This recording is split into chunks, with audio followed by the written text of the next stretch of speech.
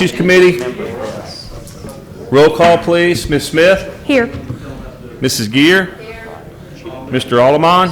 Here. Mr. Sims? Here. And Mrs. Andrus? Here. We have the minutes that were distributed to us prior to the meeting. Can I get a motion to dispense with the reading and approve those minutes as presented? Move to, oops, second. Oh, Mr. Allemon wins the day. Second, Counselor Allemon. Motion from Mr. Allemon, second from Ms. Andrus. All in favor, please say aye. Aye. All right, that would be, are we 5? Yeah, 5-0. Okay, old business, we're just, well, let me just say this. Is anybody here for a particular item? You are? Are y'all here for 10, 11, 20? Right-of-way adjacent to Cliff Place? Oh, okay, okay. All right, then we'll just start at the top. Okay, 17-10-15, request for consideration of noise and odor problems from Buffalo Rock and Mayfield Barbers. I heard from our consultant, Mr. Thompson, last week. He emailed me and said that he had received the sampling plan from Jefferson County Sewer that he was reviewing and was supposed to give them feedback and then let me know what the final outcome was and what the official start date of that sampling will be. So as soon as I have that information, I will let y'all know, but as of today, I had not heard back from him. He just told me he would let me know as soon as he had gone through the whole plan and looked at it and made his comments and gotten them back to them and then gotten the information about when they were planning on starting that process. So I will let y'all know. But until that time, I will carry that one over, and 17-10-15 will remain on the agenda. We'll see if we can set a record for the item that stays on the agenda the longest. 17-02-20, request to address trash pickup concerns and requirements for downtown business properties. Tim Hansis, President Wright. Mr. Squires. Yes, ma'am. We have, I've gotten everything in, and Mr. Kendrick's working on it, and I think we're hoping to have it. Okay, to you by December 14th to take it up then. So, okay. All right, Thank you. perfect. Okay, so we will carry that over until next week. All right, well, I guess, wait, are we doing council and committees? No, we're just doing council next week. Okay, so it'll be the 21st. Okay. Okay, 030620, request for permission to put tables in the city, on the city sidewalk at 2801 18th Street South for the Maple Street Biscuit Company. Chris Sears, Greg Cobb. Mr. Harden, did you ever hear? I never did get a phone call. Do we know anything more? No? I'm sorry. About the Maple Street Biscuit people? No, she was going to potentially come here tonight. Right. Talk about it. What they'd like to do is continue the process, even though it's winter. She says people want to sit out there with their dogs. Yeah. And she'd like to give them that opportunity. So she Okay. wants to put tables out there. Okay, she still wants to do that even if it gets cold. Okay. Absolutely. As soon as Mr. she- Cobb, we've talked about this a couple times with Mr. Pugh, and we knew that we had not accepted the work yet from the guys that were working on the curbing and all of that. But then we had talked about possibly accepting partial work so that they could go ahead and get those tables out if it would make sense. And do we know when that might happen? Because I thought Wyatt had said end of November, but maybe he said end of December. Everything is complete except one little spot around the corner on 28th. Okay. That's, has to do with either the cable or the gas, whoever's working over there. Okay. Other than that, the rest of the work is complete. Okay. We could take it for beneficial occupancy if you so desire. We'd write that up and tell them we're going to take it. But my last understanding was this was carried over until such time that all the work was complete. So we've not really talked about it again. Okay, well, do But we if that's what know- you'd like to do, well, we can notify them. Well, do we know how long that little piece might, we don't know. I don't. We're at the mercy of the, whatever utility it is. Whatever utility it is messing around over there. Well, hey, John, let's get with them this week and talk to them and see if they feel comfortable doing that partial acceptance and then, Well, and I think they're fine with it if the city's fine with it. From what I'm talking to her name's Stephanie. Right. Stephanie. Well, we could take over just the part that is actually our Done. sidewalk and forget about what's on 28th Street. okay. And yeah. we'll write that up. They want it on the sidewalk, Right. Close to 18th, On so. 18th Street side, where we Yes, sir. put all that paving in and everything. Right, all the brick pavers. Okay, well, if we could talk about that between now and the 21st. And we can let her know, so maybe we could take care of that. Okay. So we're thinking that we'll give a partial release to them if they've completed that part of the improvements, Yes, sir. and then we're still good, not giving up too much to the contractor. We'll just define that piece that we're taking over. Okay, hold on, I see Mr. Mayor walking towards us as if he has a comment. No, I wanted to ask a question in regards to, do we need to look at how we worked it in Edgewood where we have the guardrails?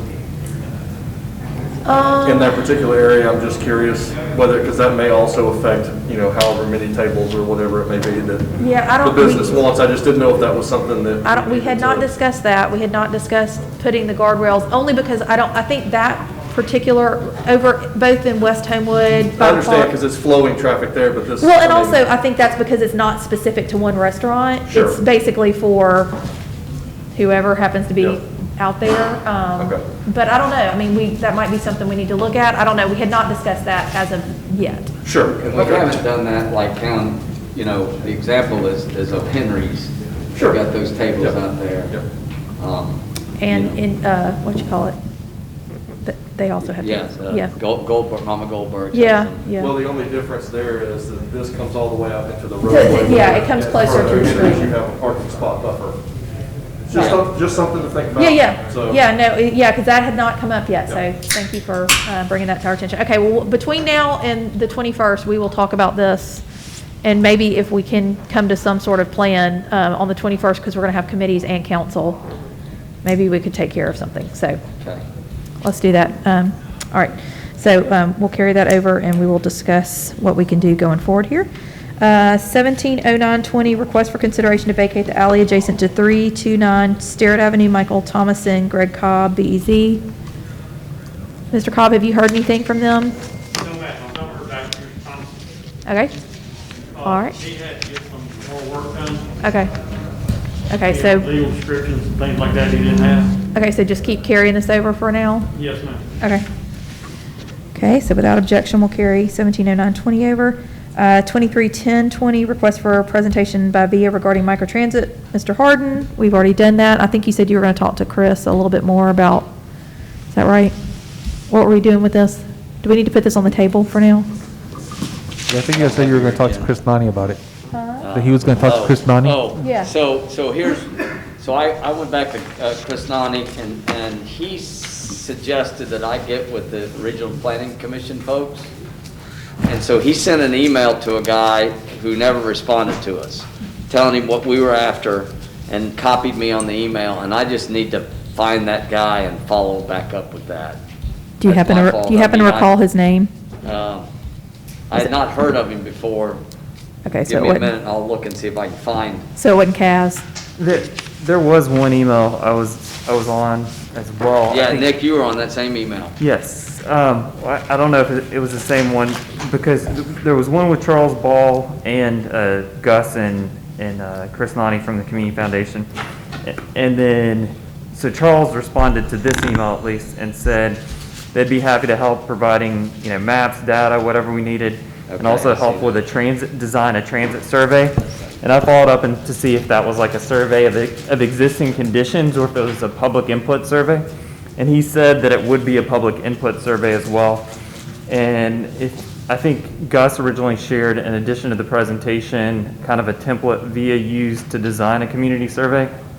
So I forwarded that on to Charles to see if that was something they could work within to kind of help design a survey for Homewood. And he said it was. So I just wanted to, I said, well, we'll talk about it in committee and figure out if there's process-wise anything we want to do for next steps. If it would be to do a public input survey or if we want data and maps first. So that's kind of, I think, where we're probably at this point is, do we want to pursue anything like that, or do we just want to carry it over for now? So, one of the issues, I think, is money, Yeah. okay, and always. And so I, boldly said to Chris Nani, well, could we get any money from you? And the answer was no. The pretty quick no, too, by the way. It wasn't, well, let me think about it. He said, I think they were serving folks who needed that service, and they didn't, Homewood's a little harder to have that conversation with.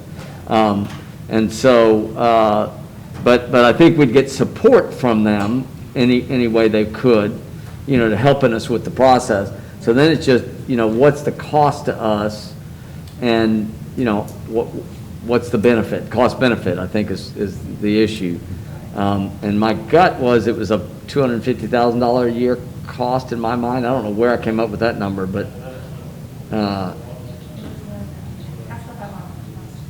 well, we're paying, Yeah. you think it's $750?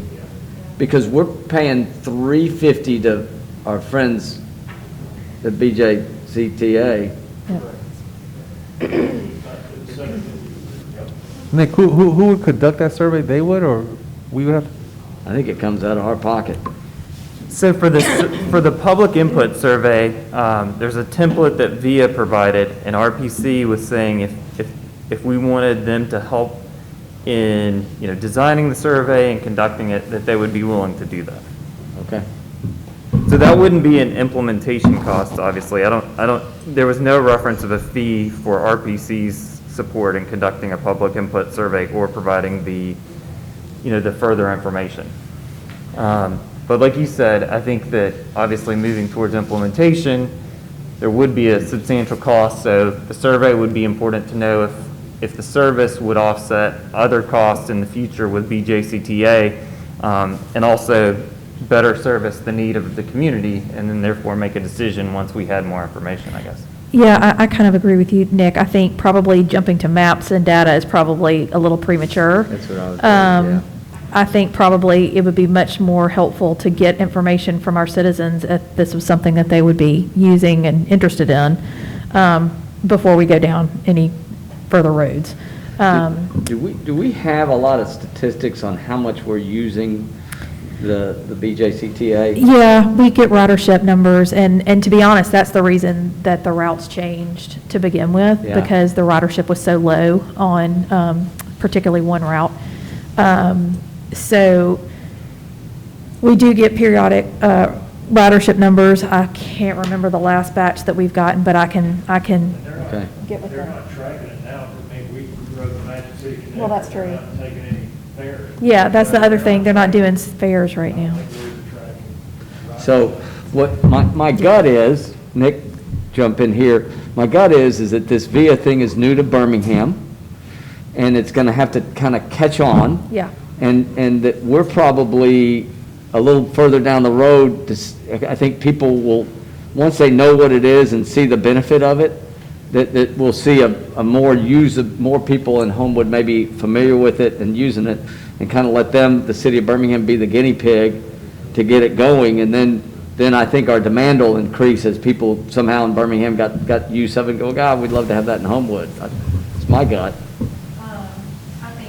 Nick, do you want to, or either one of y'all, or both of you, want to have a conversation with the RPC? Because I don't think there's any harm in doing a public interest survey.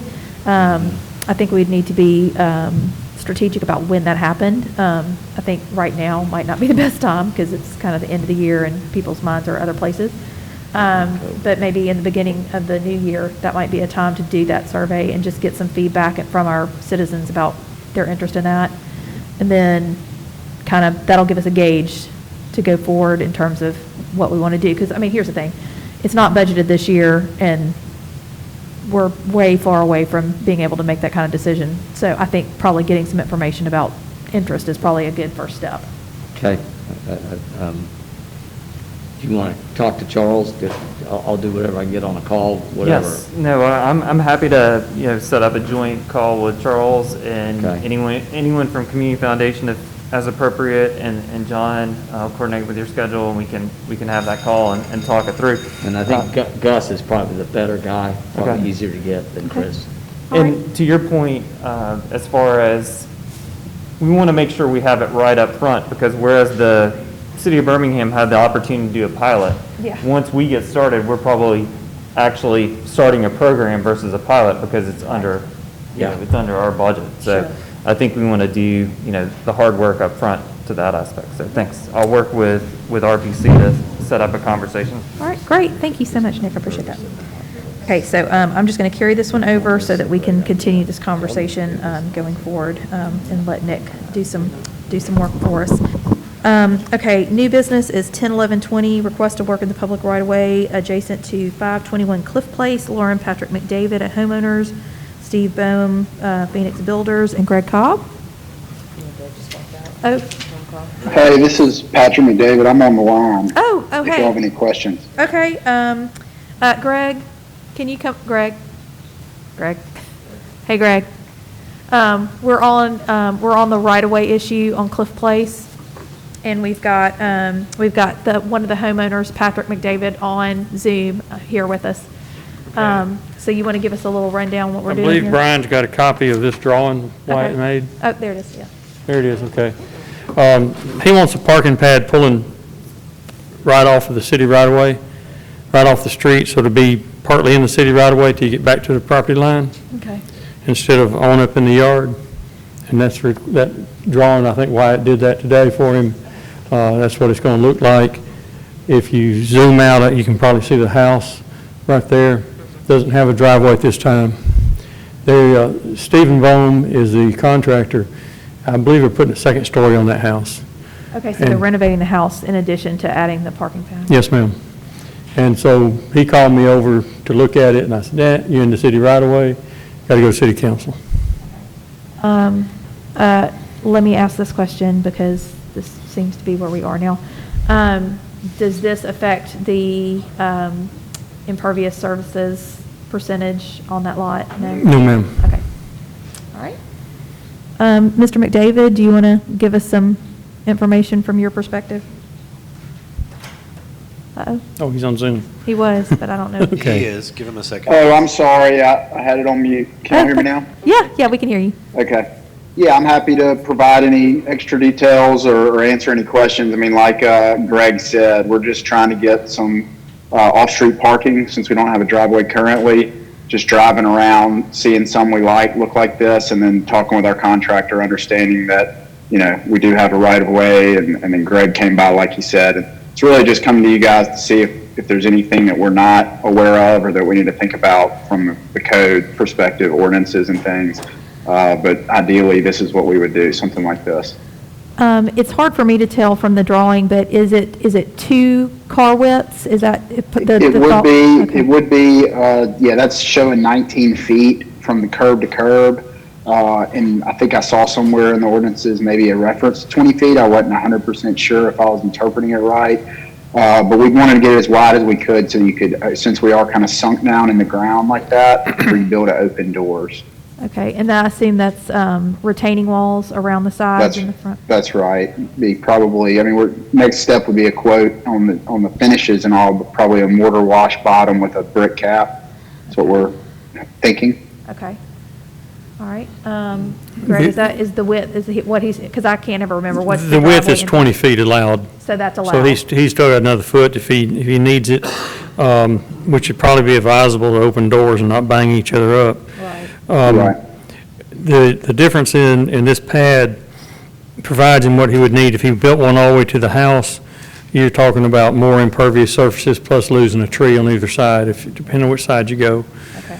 So this would be the less destructive of the two methods. Okay. And let me, because I'm looking at the picture, so there's a staircase that comes down to this, or stairs that come down, not a staircase, stairs that come down to the street. Is the parking pad going to be to the left of that? To the right of it. To the right of it. Yeah, or actually, Greg, it might kind of just replace it. I think that concrete will be taken up. Okay. And if you see the sidewalk in the drawing, it would go straight up to the front door. Okay, all right. Oh, I see. Okay, gotcha. Okay. Does anybody on the committee or council have any questions for Mr. McDavid? I think they did a nice job, and I appreciate their creativity, and definitely has a hardship. I move to approve. Okay, I have a motion for Ms. Andrus. Do you have a Second. Second for Mr. Almond. All in favor, please say aye. Aye. All right. Let me point out that that's with all the proper indemnification agreements because it is in the city right of way. So, Mr. McDavid, you will have to sign an indemnification agreement, just agreeing that if for whatever reason, the city should ever decide to use that right-of-way for sidewalks or whatever, unfortunately, Right. that would take over your parking pad, but, Okay. so that will be part of what you sign to have that approved, Okay. and this would be. Well, thank you all, and just one more question, if you Sure. don't mind, just so I'm clear there.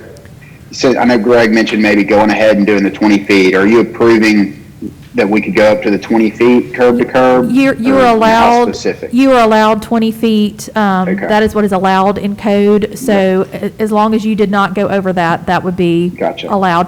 And let me just say, this is pending approval by full council on next Monday night at 6 o'clock. Okay, would I need to join that meeting as well? You could, if you wanted to be on Zoom, just in case anybody had any questions, any additional questions, you could tune in on the Zoom link. Perfect. Okay. Well, thank you all for your time. All right, thank you very much. Okay, with that, we are adjourned.